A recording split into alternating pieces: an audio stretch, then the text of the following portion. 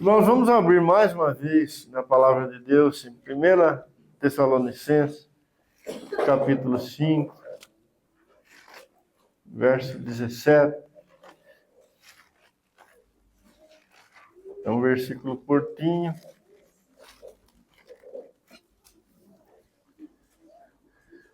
A palavra de Deus diz aí, né? Orai sem cessar.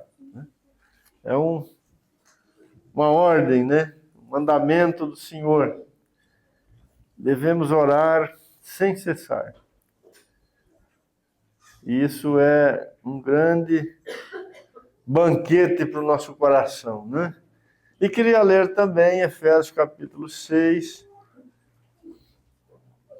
verso 18.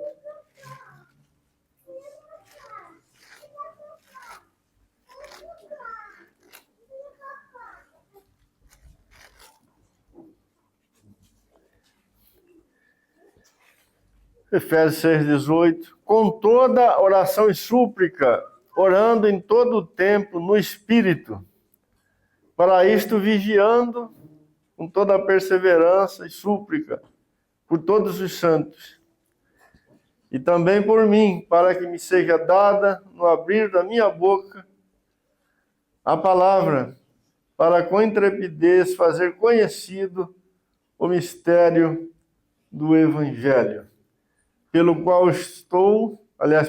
sou embaixador em cadeias, para que em Cristo eu seja ousado para falar, como me cumpre fazê-lo, orando com toda oração e súplica, orando em todo o tempo no Espírito, e para isto vigiando com toda a perseverança e súplica por todos os santos. Esse foi o pedido, né, do apóstolo Paulo para os irmãos ali de Éfeso, né, que eles orassem no Espírito, com oração e súplica, né, e que vigiassem, né, que fossem perseverantes. Nós lemos em Lucas 21, né, no domingo passado, lá nós temos também a palavra de Deus, é uma palavra do Senhor, nos ordenando vigiar, né, vigiar em oração.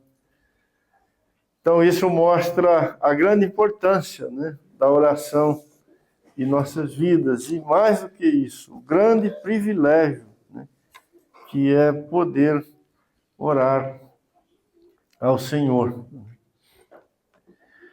Irmãos, eu queria hoje, além do que já falamos, né, abordar mais algumas coisas importantes sobre a oração. Mais algumas, digamos assim, experiências, mais algumas obras, mais alguns acontecimentos espirituais, né,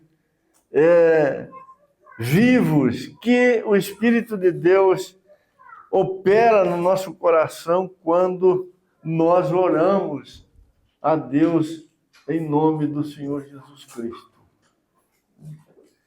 Eu disse na semana passada que se tivermos no nosso coração apenas o desejo, o propósito, né, de sermos atendidos nas nossas súplicas, nas nossas petições enquanto oramos, né,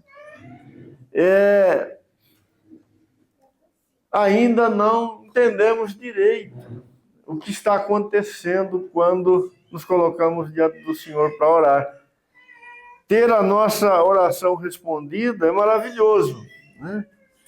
Mas nem sempre o Senhor atende a nossa oração como nós desejamos, né? Mas quando vemos que há muito mais do que essa questão envolvida na oração, ou seja, muito mais do que apenas ser ou não atendidos pelo Senhor, a oração ganha um outro significado, uma outra amplitude na nossa vida, né? E é isto, na verdade, que vai dar a nós, né, uma experiência gloriosa nesta vida de oração diante do Senhor, né? E eu queria abordar mais uma questão importante aqui. Queria que você abrisse no livro, ou na carta, né, aos Hebreus, capítulo 10.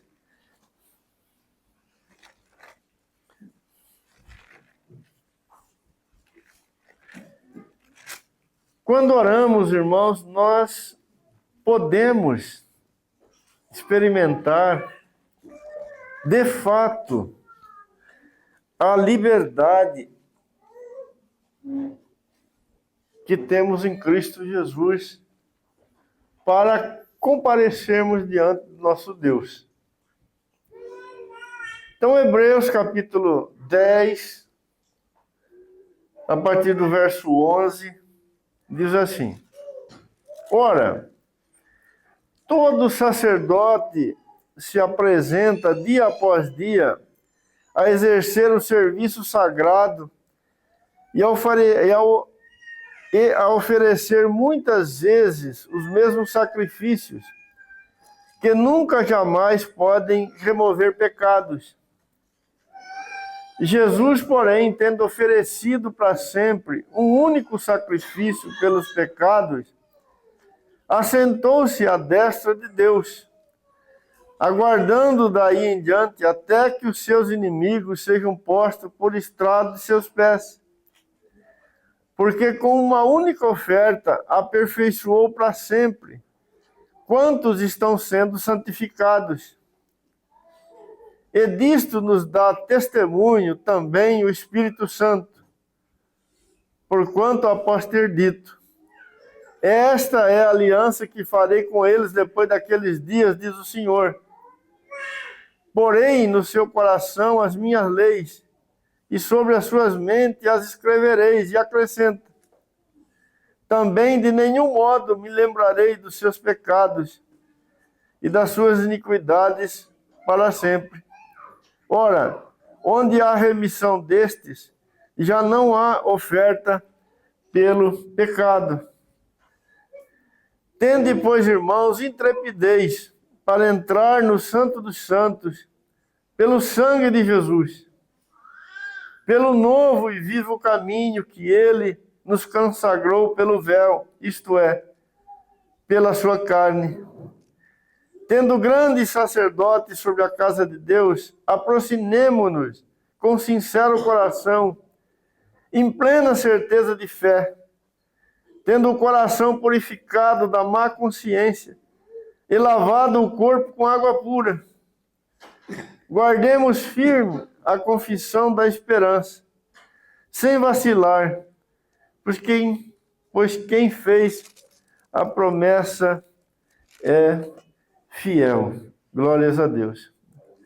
Veja, irmãos, que texto glorioso, né? Onde vemos o resultado, né? Os benefícios que a obra redentora do Filho de Deus derramou sobre a nossa vida. Na condição de pecadores, nós não podíamos entrar na presença de Deus. Estávamos separados do Senhor. E, sobretudo, né, havia uma separação que operava no nosso coração, na nossa consciência, como diz o texto aqui. Ou seja, o nosso pecado estava sempre diante de nós.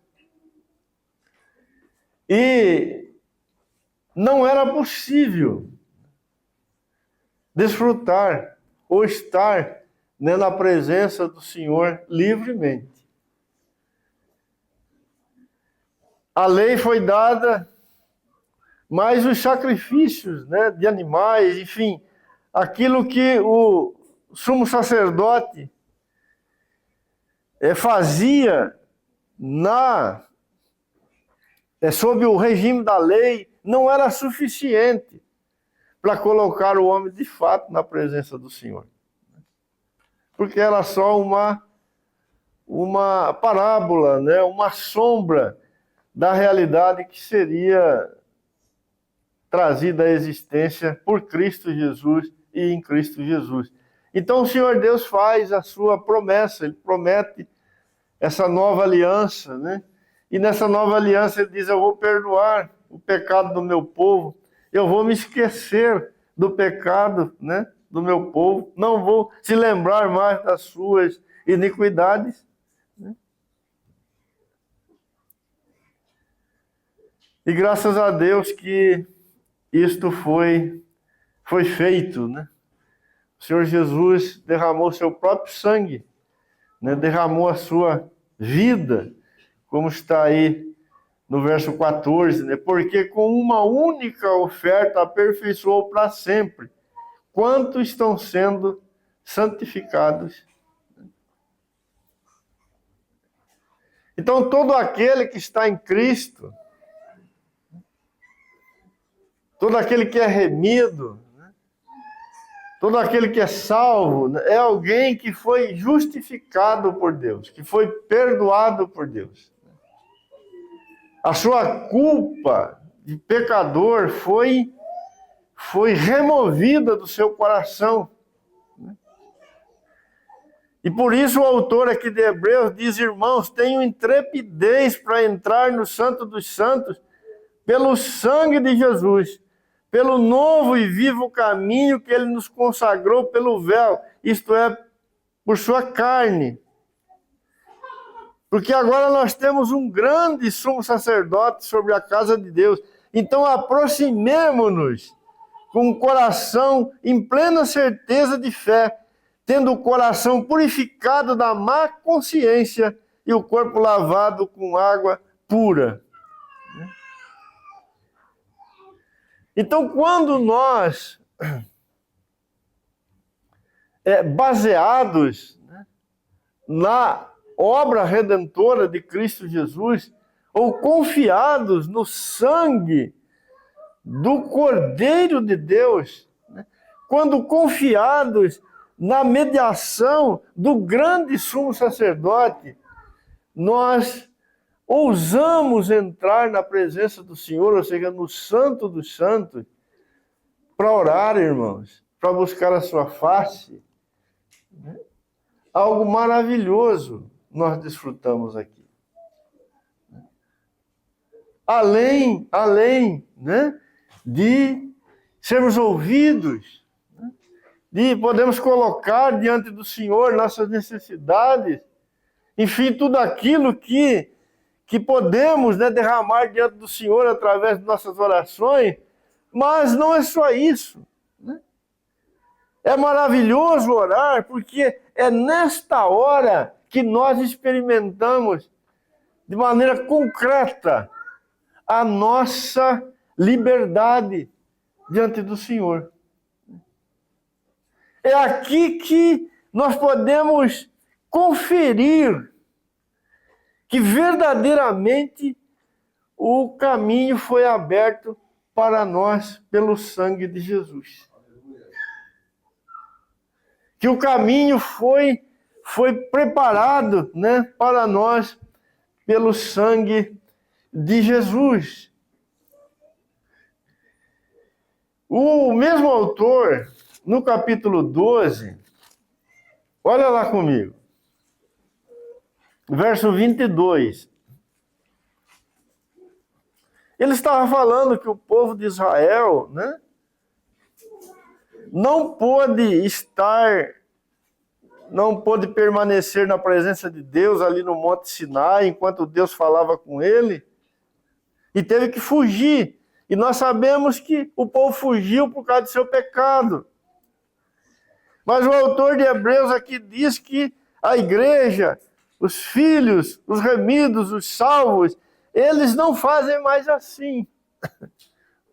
Porque esta obra de salvação em Cristo Jesus lhes foi dada, né, graciosamente. Verso 22. Tendes chegados ao Monte Sião e à cidade do Deus vivo, a Jerusalém celestial, e às incontáveis hostes de anjos, e à universal assembleia, à igreja dos primogênitos arrolada nos céus, e a Deus, o juiz de todos, e aos espíritos dos justos aperfeiçoados, e a Jesus, o mediador da nova aliança, e ao sangue da aspersão, que fala coisas superiores ao que fala o próprio Abel. Este é o lugar dos filhos de Deus, é a posição dos filhos de Deus. O caminho foi aberto e eles estão aqui diante do Senhor, num lugar de aceitação. E é maravilhoso saber disso, mas não basta saber disso. Nós precisamos experimentar isso, nós precisamos tocar isso. Nessa jornada aqui neste mundo, isso precisa ser vivo dentro de nós. E quando buscamos a face do Senhor, isso vai tomando forma, né, na nossa experiência. Se você voltar para Romanos capítulo 5, verso 1, está escrito assim, ó: justificado, pois, mediante a fé, temos paz com Deus, por meio de nosso Senhor Jesus Cristo. Isto é verdade, irmão. Né? Paz aqui é a ausência, né, de inimizade. Aquele que está e que foi justificado por Deus em Cristo Jesus, ele tem paz com Deus.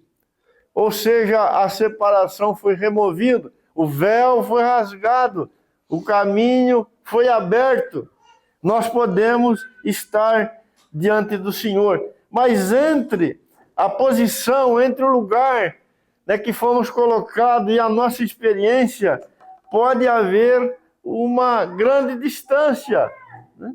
E o Senhor Jesus, ele quer nos conduzir, né, de tal maneira aqui neste mundo que esta verdade, essa realidade seja experimentada por nós como seus filhos. Na segunda carta de Paulo aos Coríntios, um pouquinho para frente, um texto bastante conhecido, mas nem sempre entendido.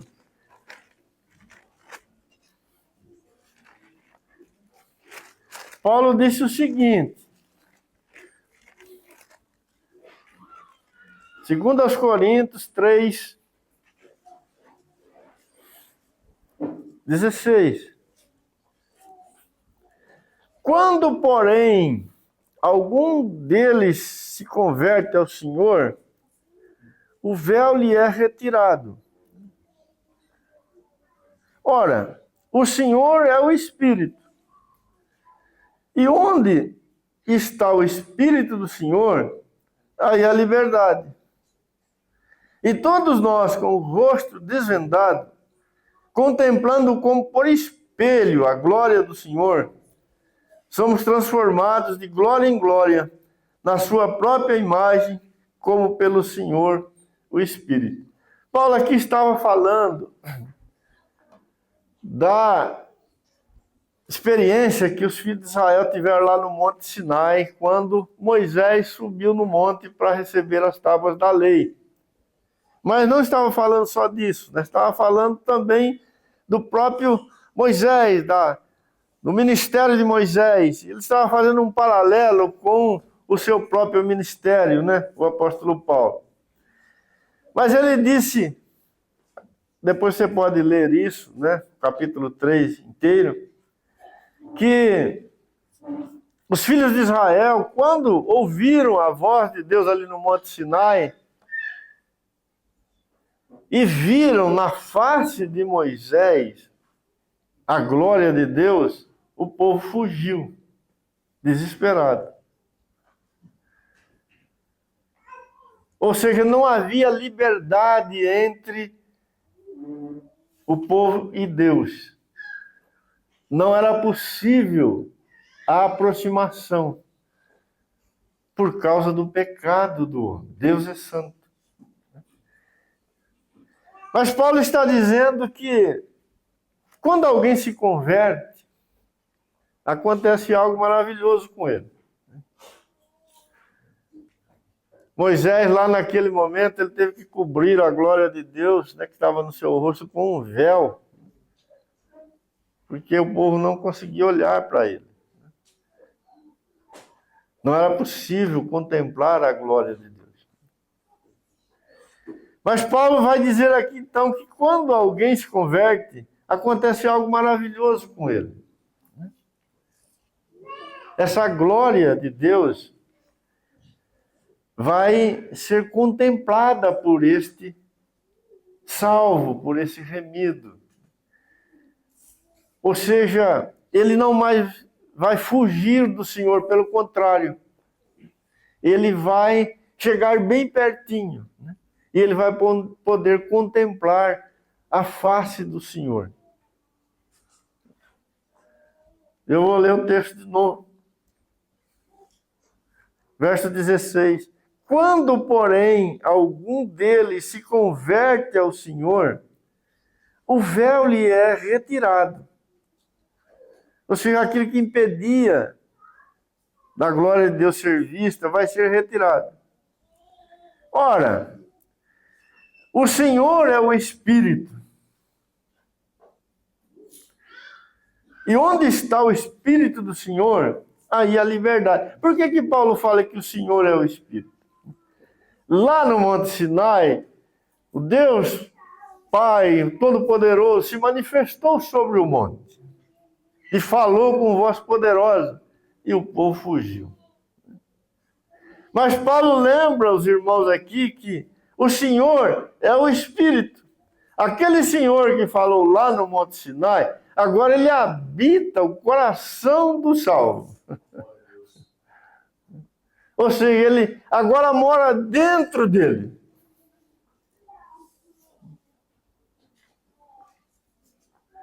E onde está o Espírito do Senhor, aí a liberdade. Lá não havia liberdade. O Senhor estava fora do homem. O Senhor estava lá no monte. Nem perto eles conseguiram chegar.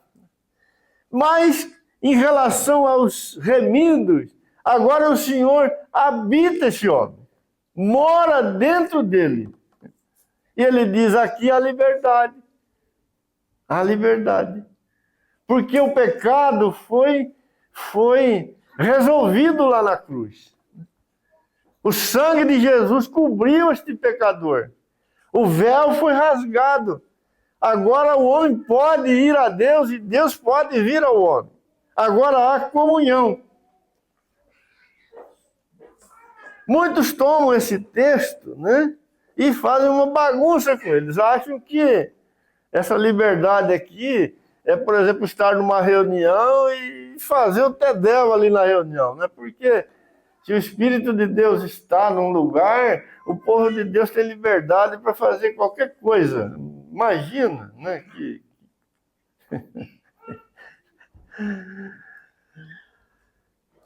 Ora, o Senhor é o Espírito. E onde está o Espírito do Senhor, aí a liberdade. Então, todos nós, com o rosto desvendado, contemplando como por espelho a glória do Senhor, somos transformados de glória em glória na sua própria imagem, como pelo Senhor, o Espírito. Então agora os salvos, eles podem contemplar a glória do Senhor. E é esta contemplação que transforma as suas vidas, faz com que as suas vidas se tornem cada vez mais parecidas, né, com a vida do Senhor que habita os seus corações. Percebam, irmãos, que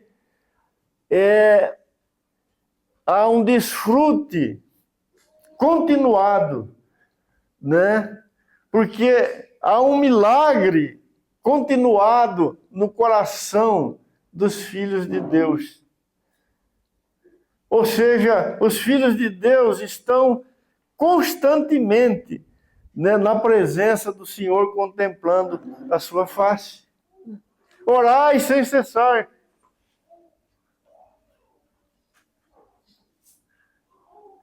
É aqui que nós experimentamos, irmãos, de uma maneira mais profunda, né, a liberdade da justificação em nossas vidas.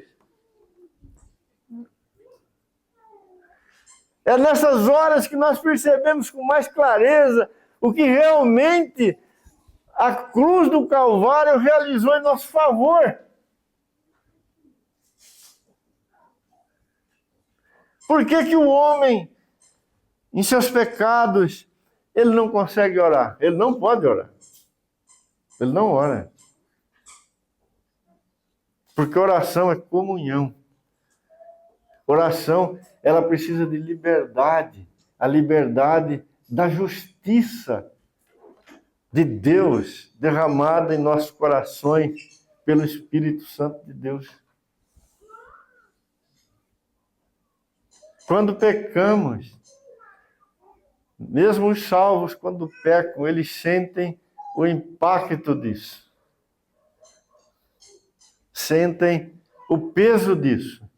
E as dificuldades que decorrem da quebra da comunhão entre eles e o seu Deus.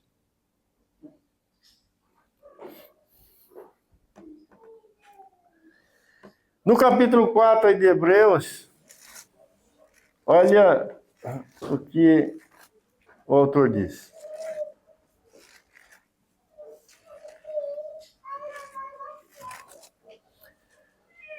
De 14 a 16.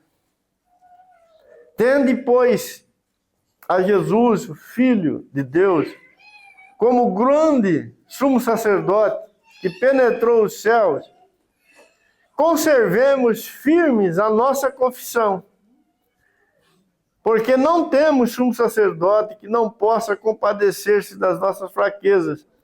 Antes foi ele tentado em todas as coisas à nossa semelhança, mas sem pecado.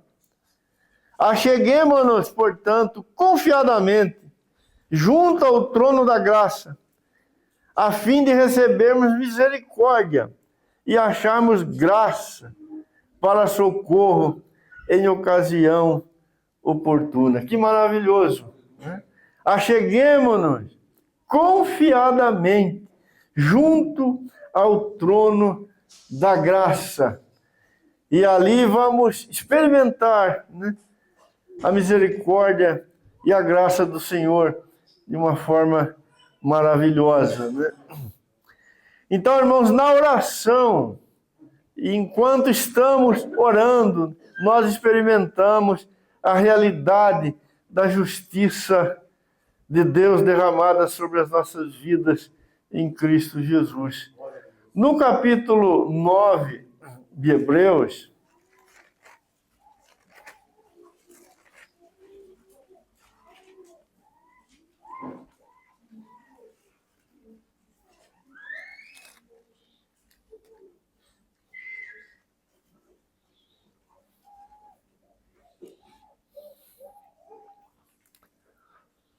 a partir do verso 1,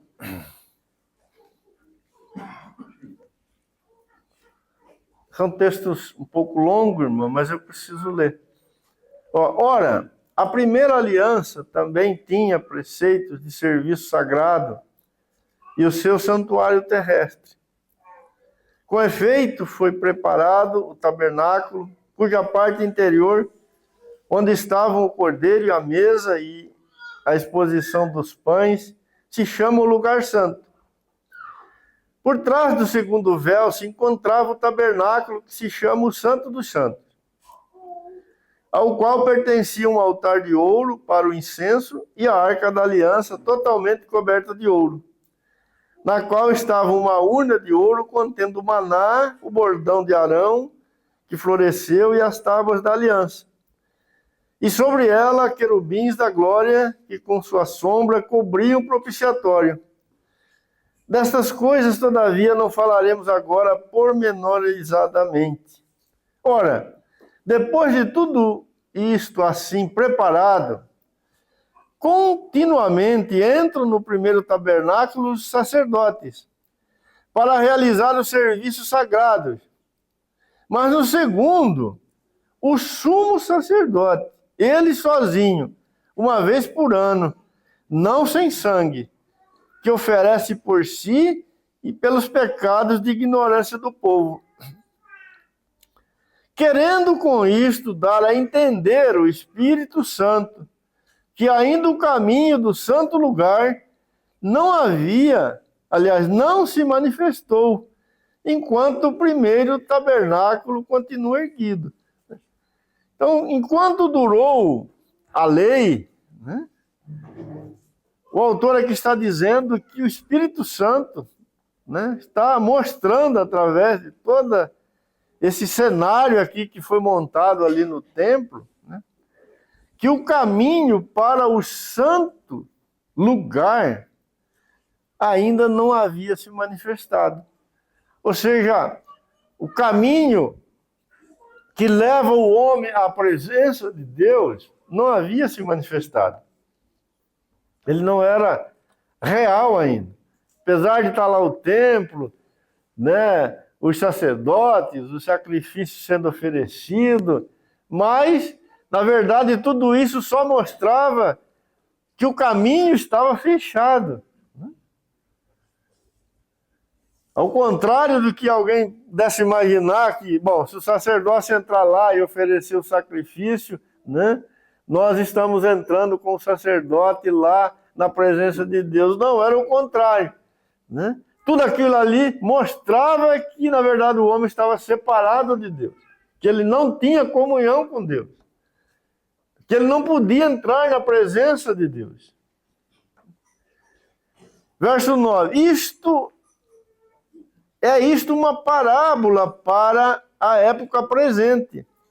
E segundo esta, se oferecem tanto dons como sacrifícios, embora estes, no tocante à consciência, sejam ineficazes para aperfeiçoar aquele que presta culto. Então os judeus que iam lá, e através do sacerdote, do sumo sacerdote, ofereciam o seu sacrifício, que era colocado lá no templo, lá no Santo dos Santos, não tinha poder para purificar a sua consciência. Ele não se sentia verdadeiramente perdoado, porque ele não era verdadeiramente perdoado. Ele continuava como culpado diante de Deus. Ele não desfrutava de liberdade. Ele não podia contemplar a face do Senhor. Ou seja, aquele que prestava culto descobria que aquele sacrifício era ineficaz. Mas a glória da nova aliança é que aquele que presta culto, confiado no sangue de Jesus Cristo, ele descobre que o sacrifício foi eficaz. Aleluia.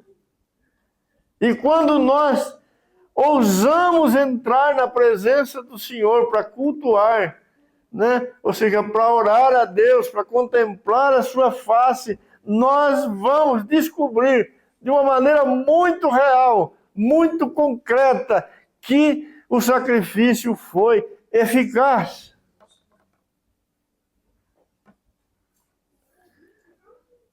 Por que não foi eficaz? Porque não passavam de ordenanças da carne baseadas somente em comida e bebida e diversas ablusões impostas até o tempo oportuno da reforma.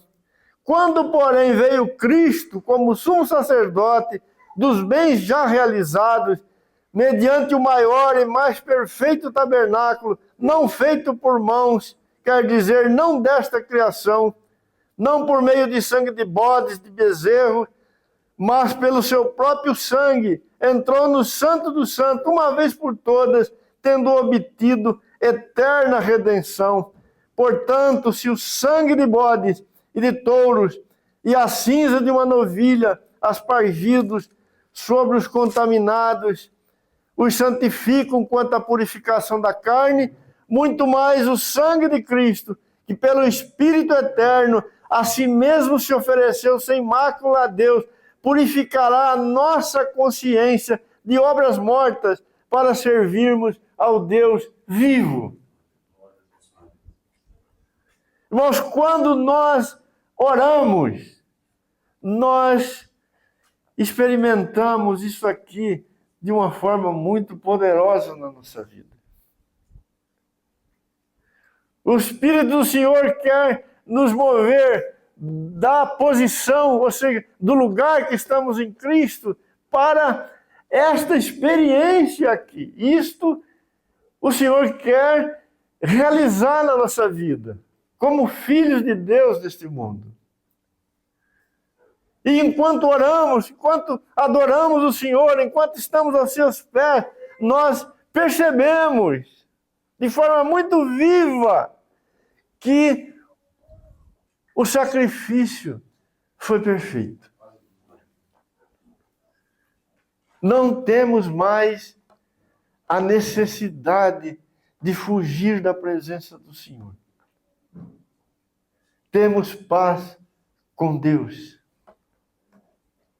Porque a palavra de Deus diz que isto foi feito de fato. E de fato foi feito. Quando você descobre, né, e experimenta esse lugar, ele se torna precioso. Veja o que disse o apóstolo João, né? Primeira carta, no capítulo 3,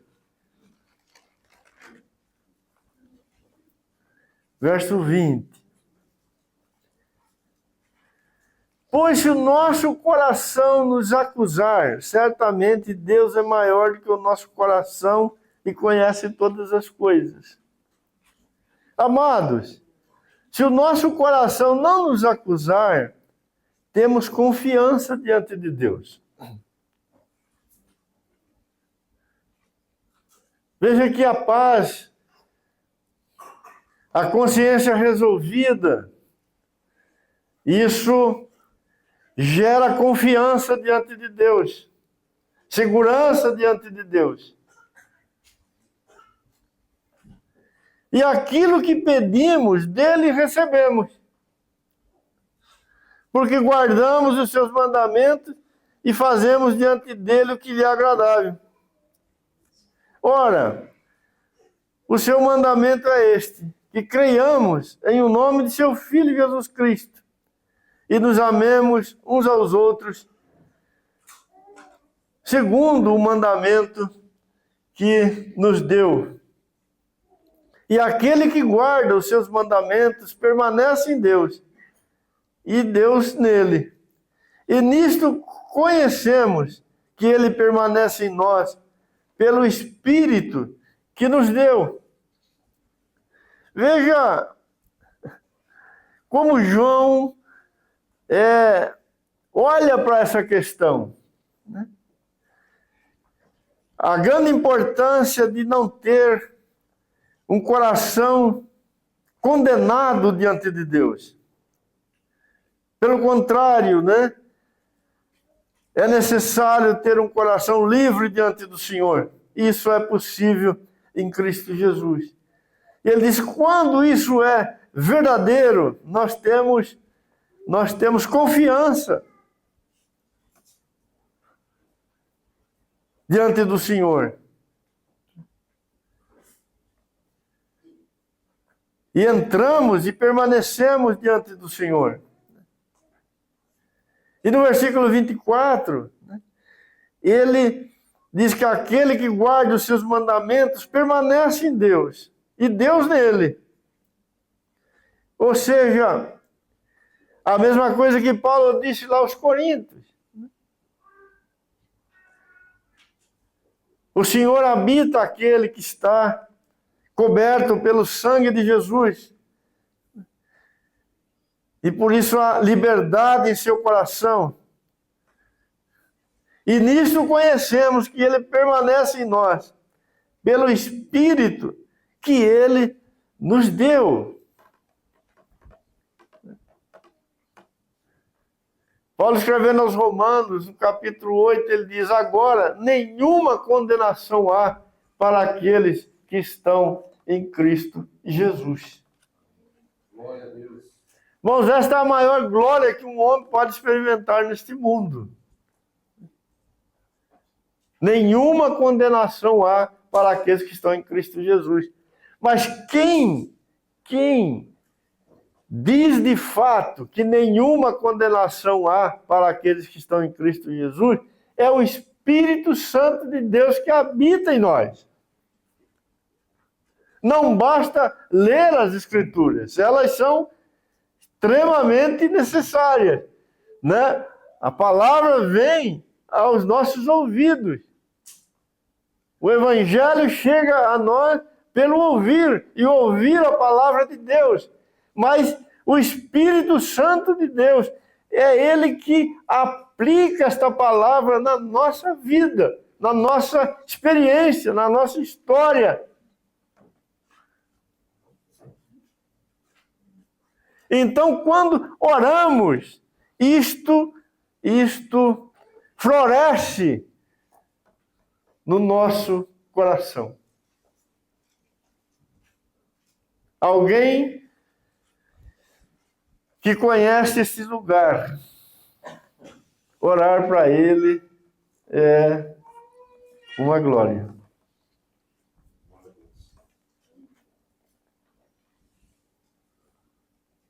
Mas quem não conhece, orar é um negócio desesperador. O desejo maior é de fugir. Porque o pecado, a consciência culpada, ela não suporta a face do Senhor. Vocês se lembram de Adão, quando ele pecou, Gênesis 3, o que ele fez? Quando o Senhor vem falar com ele, o que ele fez? Ele fugiu. Não foi assim? Gênesis 3, verso 6. Vendo a mulher que a árvore era boa para se comer, agradável aos olhos e árvore desejável para dar entendimento, tomou-lhe do fruto, comeu e deu também ao marido, ele comeu. Abriram-se então os olhos de ambos e, percebendo que estavam nus, cozeram folhas de figueira e fizeram cintas para si. Veja o que aconteceu agora. Quando ouviram a voz do Senhor Deus, que andava no jardim pela virada do dia, esconderam-se da presença do Senhor, o homem e a sua mulher, por entre as árvores do jardim. E chamou o Senhor Deus ao homem e lhe perguntou: onde estás? E ele respondeu: ouvi a tua voz no jardim, porque estava nu, tive medo e me escondi. Até antes da queda, o homem não precisava fazer isso. Ele não fazia isso. Ele desfrutava de comunhão com Deus. Mas quando ele cai, quando ele peca, ele foge. Ouvir a voz do Senhor Deus agora era impossível. Ele tem medo, ele tem vergonha. Ele está acusado. Não é mais possível esse desfrute livremente na presença do Senhor. Mas aquele que é salvo, que é remido, que é perdoado, ele ganha esta glória. Ele pode ir até o Senhor sem medo, sem vergonha, sem condenação. O último texto, João capítulo 8, um texto conhecido.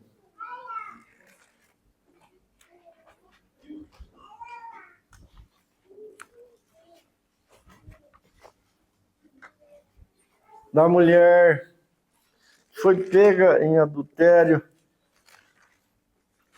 E ela foi trazida à presença de Deus, aliás, na presença do Senhor. E quiseram que o Senhor decidisse, né, se ela deveria ser apedrejada ou não. Jesus, entretanto, foi para o Monte das Oliveiras, de madrugada voltou novamente para o templo, e todo o povo ia ter com ele, e assentados ensinava.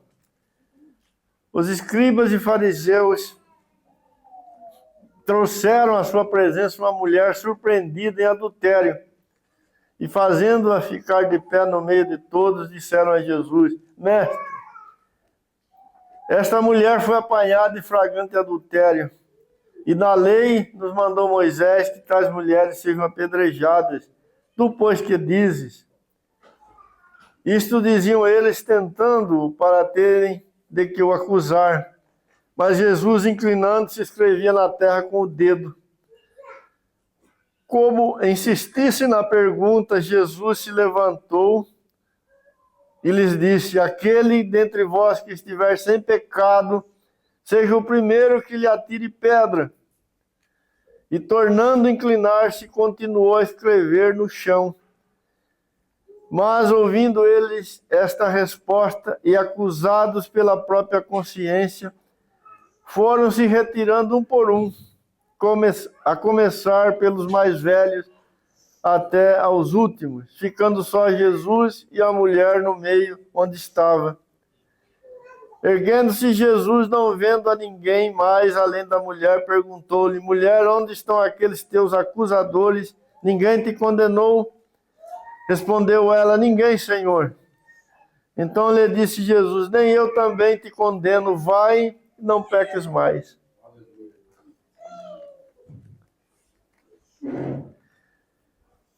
Veja como o Senhor resolveu a questão.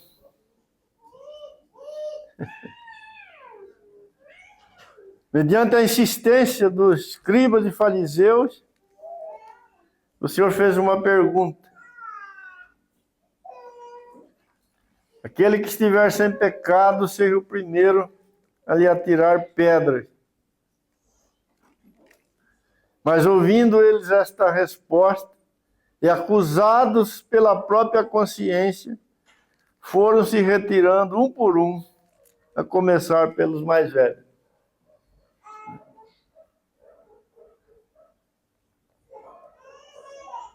Aqueles homens estavam ali animados, né, para matar aquela mulher.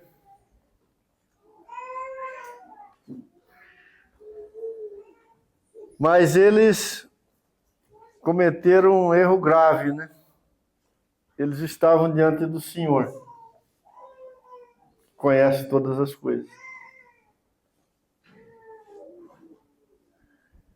E o Senhor foi lá e colocou o dedo na ferida, né?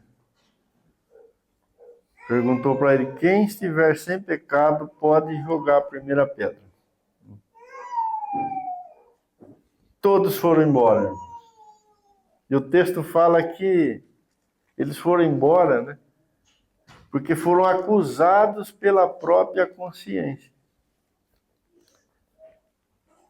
O que aconteceu ali? De repente eles viram que estavam diante de alguém santo. E que eles eram pecadores. Eles estavam falando com o Filho de Deus.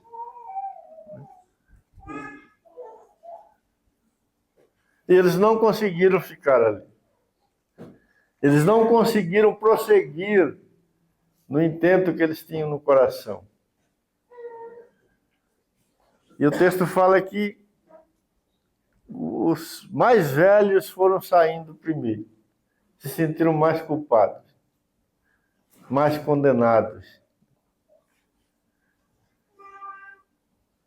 E ficou só o Senhor Jesus e a mulher. Os demais tiveram que fugir.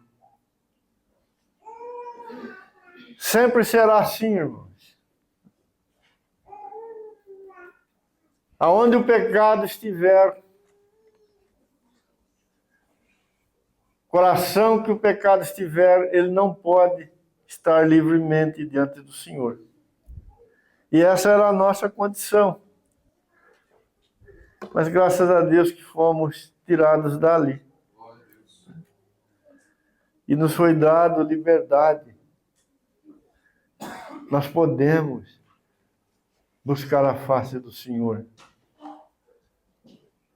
O Celso leu aqui no começo, né? Maria, ela ficou ali, prostrada diante do Senhor. Algo tremendo, maravilhoso foi feito em favor de nós, para que pudéssemos buscar o Senhor livremente. Ninguém podia entrar, irmãos, na presença do Senhor. Ninguém. O caminho estava fechado. O Senhor colocou lá no Éden 2 querubins com uma espada, né? Ninguém mais podia entrar. E esse caminho ficou fechado até o momento que o Filho de Deus bradou ali no Calvário e disse que tudo estava consumado.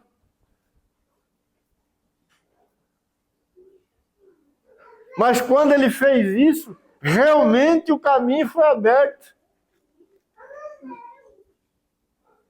E nós, como filhos de Deus, podemos desfrutar dessa liberdade. E a melhor hora, o melhor momento para desfrutarmos dessa liberdade é quando buscamos a face do Senhor. Sim, vivemos todos os dias, o tempo todo, conscientes de que estamos na presença do Senhor, que o caminho foi aberto. Mas quando paramos tudo e buscamos o Senhor em oração, isso fica ainda mais claro para o nosso coração.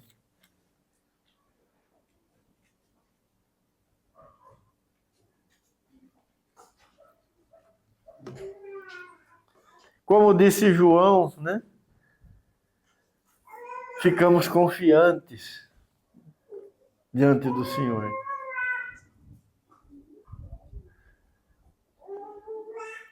Cresce certeza no nosso coração que estamos sendo ouvidos por Deus, porque estamos na presença dEle.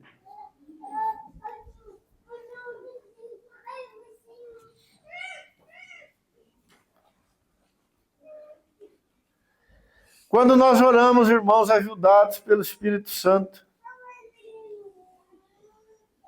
um outro grande milagre vai acontecer na nossa vida, é que nós vamos conhecer, descobrir o poder que há e a autoridade que há no nome do Senhor Jesus.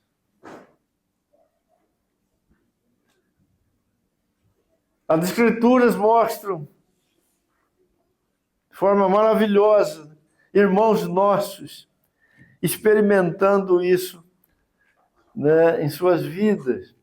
O apóstolo Paulo, quando ele escreveu aos Colossenses, queria que você abrisse comigo, ele deixou para os irmãos daquele tempo e para todos nós algo precioso, né, da parte do Senhor.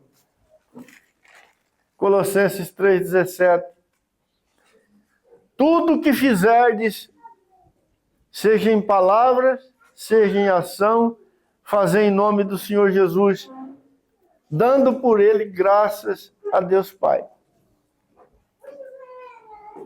Ou seja, um salvo, ele vive em nome do Senhor Jesus.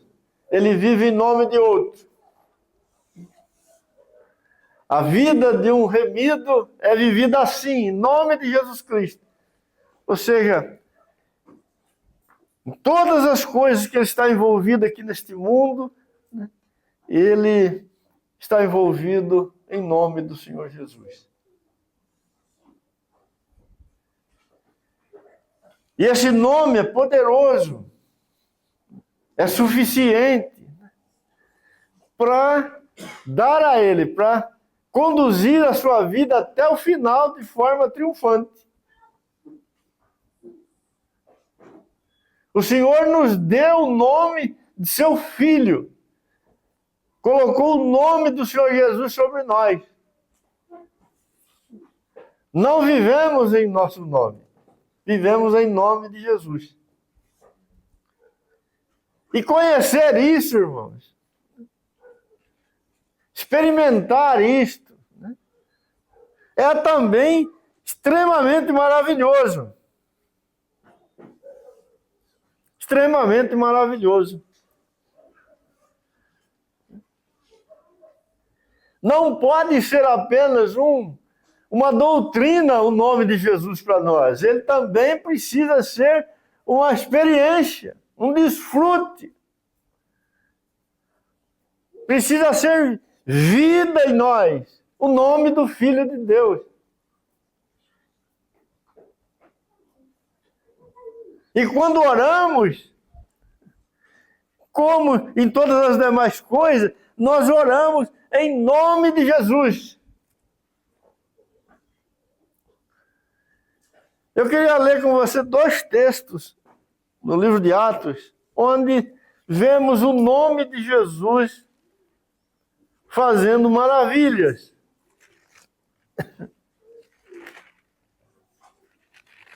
Atos 4.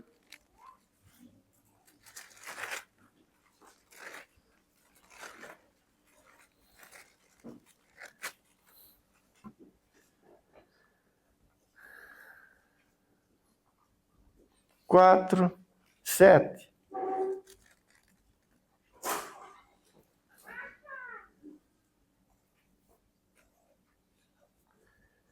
E pondo-os perante eles, os arguiram.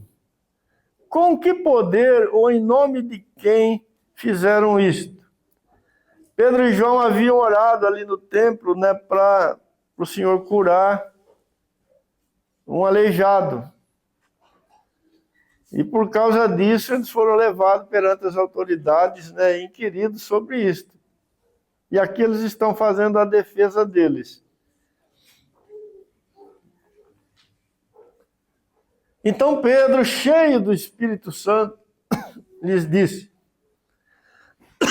autoridades do povo e anciãos, visto que hoje somos interrogados a propósito do benefício feito a um homem enfermo e do modo por que foi curado, tomai conhecimento vós todos e todo o povo de Israel, de que em nome de Jesus Cristo Nazareno, a quem vós crucificastes, e a quem Deus ressuscitou dentre os mortos, sim, em seu nome, é que este está curado perante vós.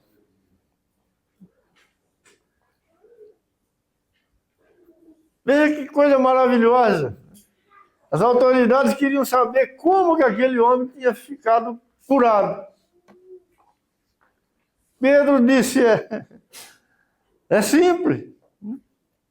Ele está curado e foi curado em nome do Senhor Jesus. Aquele que vocês mataram, mas que Deus ressuscitou dentre os mortos. É em nome dele, sim, né? É em nome dele que ele está curado perante vós. Depois, se você quer ver toda a história, lê aí no capítulo 3, né? Versículo 1 em diante, aí tem a história. Tem um momento em que Pedro ora ali no templo, Pedro e João, e este homem é curado. O que Pedro está desfrutando aqui, o que João está desfrutando aqui? Eles estão desfrutando do poder do nome de Jesus. O que esse homem curado experimentou na sua vida, naquele momento? O poder do nome do Senhor Jesus.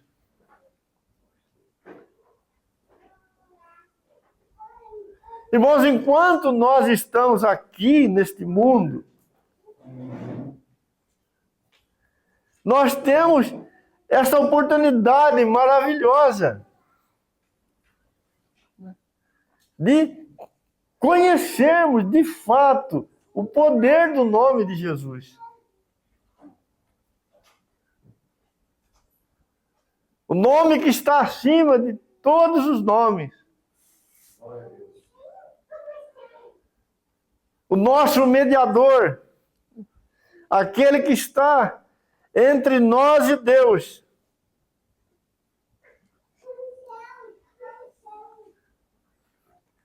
Nos foi dado, esse nome nos foi dado. Não é apenas um título. É o nome que tem todo o poder, toda a autoridade, toda a glória, todo o domínio, todo o senhorio. Irmãos, pense na maravilha disso. Você poder orar a Deus em nome de Jesus Cristo.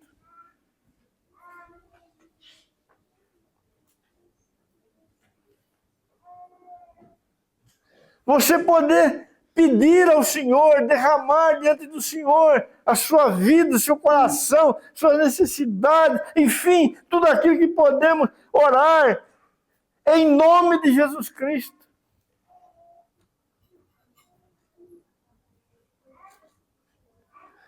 Não vamos diante do Senhor em nosso próprio nome, mas em nome do Filho de Deus.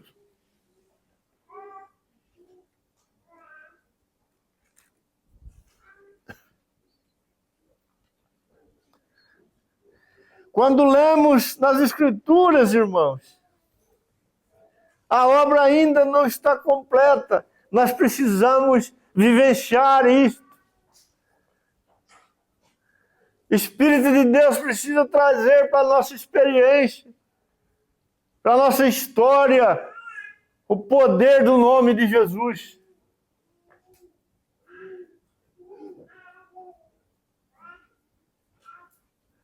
Senão seremos tímidos. Senão a nossa oração será sem força. Mas na medida em que o nome de Jesus vai sendo revelado para nós, vai sendo escrito dentro de nós, nós vamos sendo transformados na presença do Senhor.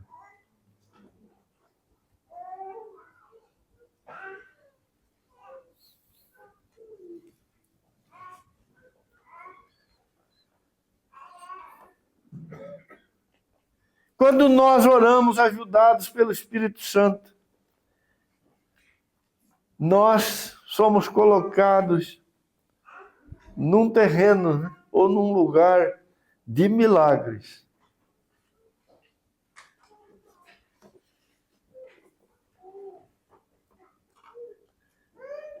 E isso aqui nós também precisamos experimentar. Lugar de milagres. No Evangelho de João, o Senhor Jesus, ele disse o seguinte, capítulo 14,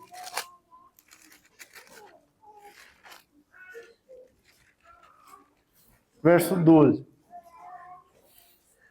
Na verdade, aliás, em verdade vos digo que aquele que crê em mim fará também as obras que eu faço. E outras maiores fará, porque eu vou para junto do Pai. E tudo quanto pedirdes em meu nome, isso farei, a fim de que o Pai seja glorificado no Filho. Se me pedirdes alguma coisa em meu nome, eu farei.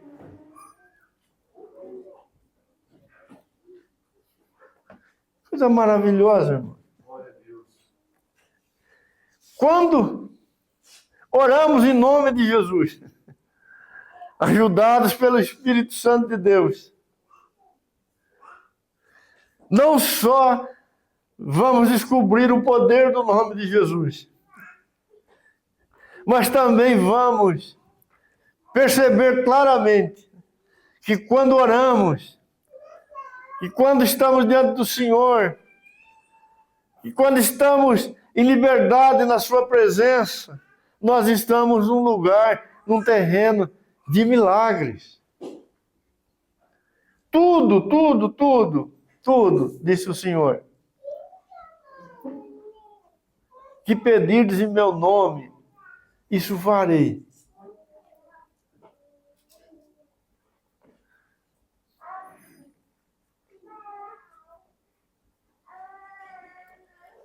Irmãos, esta palavra não está aqui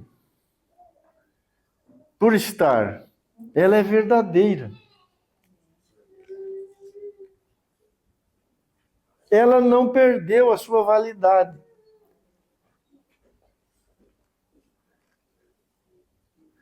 Esse tudo aqui não é o nosso tudo. É o tudo do Senhor. Mas o tudo do Senhor é infinitamente mais maravilhoso do que o nosso tudo. Este é o tudo verdadeiro. Tudo que pedirdes em meu nome, isso farei, a fim de que o Pai seja glorificado no Filho. A verdade é que quando oramos, nós estamos num lugar de milagres. Num lugar onde a mão poderosa de Deus, os caminhos gloriosos de Deus, os desígnios eternos de Deus, certamente serão estabelecidos, realizados.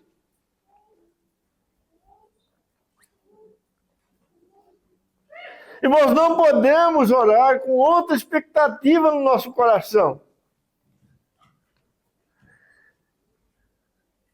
Quando a nossa oração é apenas o cumprimento de uma regra, de um dever, de uma obrigação, nós certamente ainda não vimos isso daqui. Como se comporta alguém que tem consciência, que sabe, que já está experimentando, que orar é se colocar num lugar de milagres? Como que ele se comporta?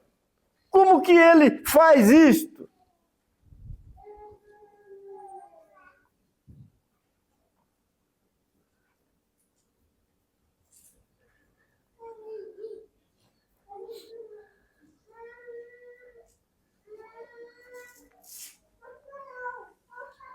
Podemos, no Senhor, orar grandes coisas.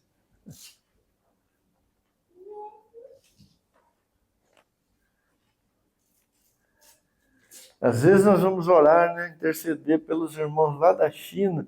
Parece que está tão distante, né? Mas será que o Senhor está lá na China, né? Tão difícil isso.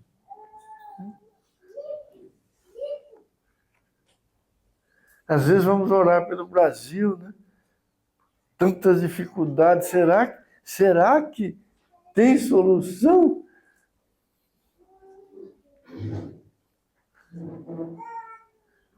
Aquela solução do Senhor, para a glória dele, tem.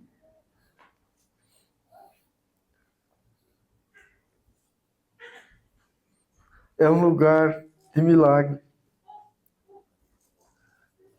Tiago, capítulo 5, verso 13.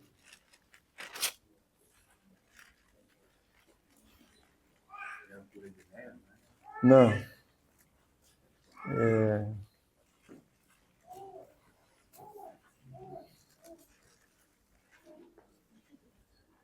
Achei aqui, irmão. Vamos voltar para Atos aqui. Desculpa. Atos 12.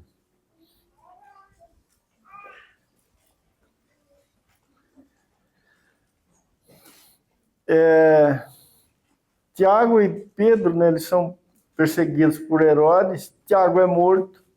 Pedro é colocado na prisão. E ele provavelmente seria morto também, né? Mas a igreja agora está orando. E veja o que acontece. Pedro é colocado em liberdade. Aleluia. Então, Atos 12, verso 9. Vamos ler a partir do 9. Então, saindo, o seguia, não sabendo que era real. Pedro está sendo tirado da prisão, né? O que se fazia por meio do anjo. Parecia-lhe antes uma visão. Depois de terem passado a primeira e a segunda sentinela, chegaram ao portão de ferro que dava para a cidade, o qual se lhes abriu automaticamente. E saindo, enveredaram por uma rua e logo adiante o anjo se separou dele. Então Pedro, caindo em si, disse: agora sei verdadeiramente que o Senhor enviou o seu anjo e me livrou da mão de Herodes e de toda a expectativa do povo judaico. Considerando ele a sua situação, resolveu ir à casa de Maria, mãe de João, cognominado Marcos, onde muitas pessoas estavam congregadas e oravam. Então Pedro estava preso, provavelmente ia ser morto, e a igreja está orando. E o Senhor coloca Pedro em liberdade. Humanamente não era possível, né, acontecer isso com Pedro. Tiago já tinha sido morto e ele seria o próximo. E ele estava muito bem trancado. Mas ele foi colocado em liberdade. Irmãos, aqueles irmãos que estavam ali na casa de Marcos, eles sabiam que estavam num lugar de milagres. Senão eles não iriam orar. Eles já conheciam isso. Eles já tinham sido alcançados por essa glória. Deus faz milagres. E ele fez. E Pedro foi colocado em liberdade. Senão, irmão, nós vamos medir o alcance da oração por nós mesmos. Aquilo que a gente considera possível, a gente vai orar. Aquilo que a gente acha que não é mais possível, nós não vamos orar.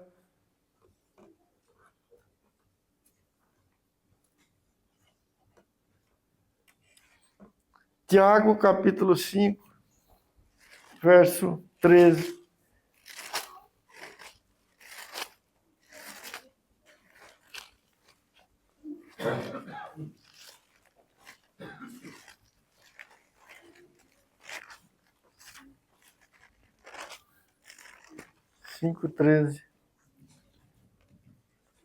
Está alguém entre vós sofrendo? Faça oração. Está alguém alegre? Cante louvores.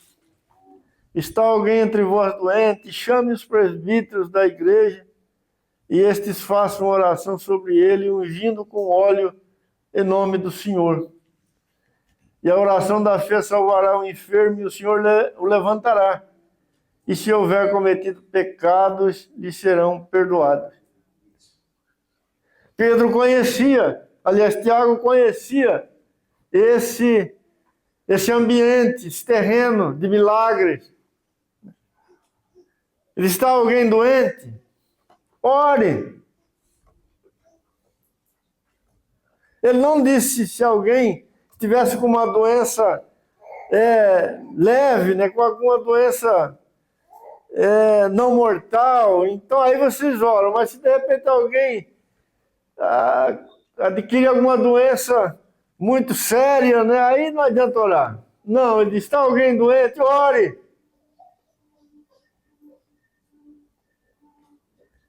Porque todo aquele, irmãos, que conhece esse lugar aqui, sabe que a oração é um lugar de milagre, um terreno de milagre. Porque ela é feita no nome de Jesus. Ela tem a mediação do nome de Jesus. Ele vai orar. Se a pessoa vai ser curada, se Deus vai curar, ela não sabe.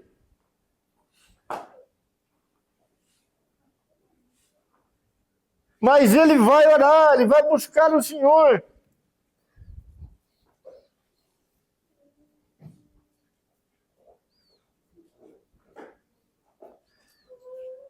Todas as coisas são possíveis para Deus. Não há doença, irmãos, que o Senhor não possa curar. Não há milagre que o Senhor não possa fazer.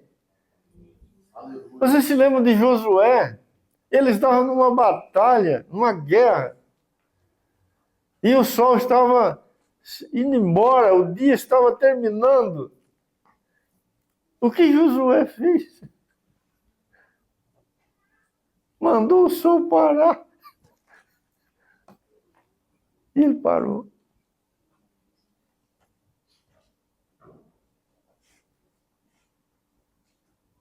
E ele ganhou a batalha. Josué sabia que quando o povo de Deus ora, um lugar de milagre é estabelecido. Josué tinha saído lá do Egito com Moisés, ele tinha visto muitos milagres. Ele sabia que o seu Deus é um Deus de milagre.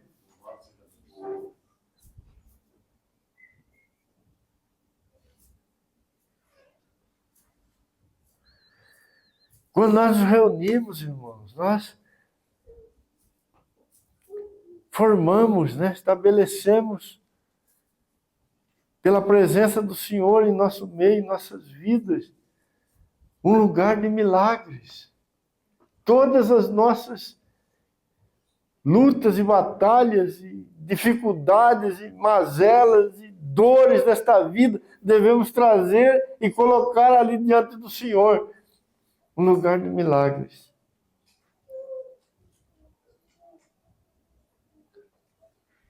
E quanto mais fazemos isso, mais nós descobrimos que é assim. Último texto, Atos, capítulo 4.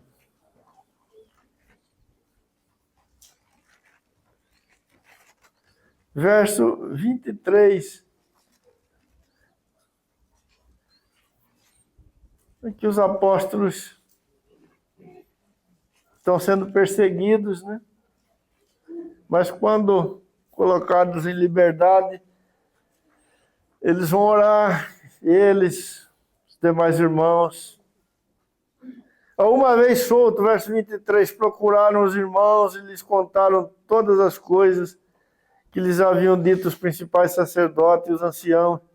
E ouvindo isto, unânimes levantaram a voz e disseram: Tu, Senhor, soberano, que fizeste o céu, a terra, o mar e tudo que neles há, que disseste por intermédio do Espírito Santo por boca de Davi, nosso pai, teu servo, porque se enfureceram os gentios e os povos, imaginaram coisas vãs? Levantaram-se os reis da terra, as autoridades, ajuntaram-se a uma contra o Senhor e contra o seu ungido, porque verdadeiramente se ajuntaram nesta cidade contra o teu santo servo Jesus, ao qual ungiste.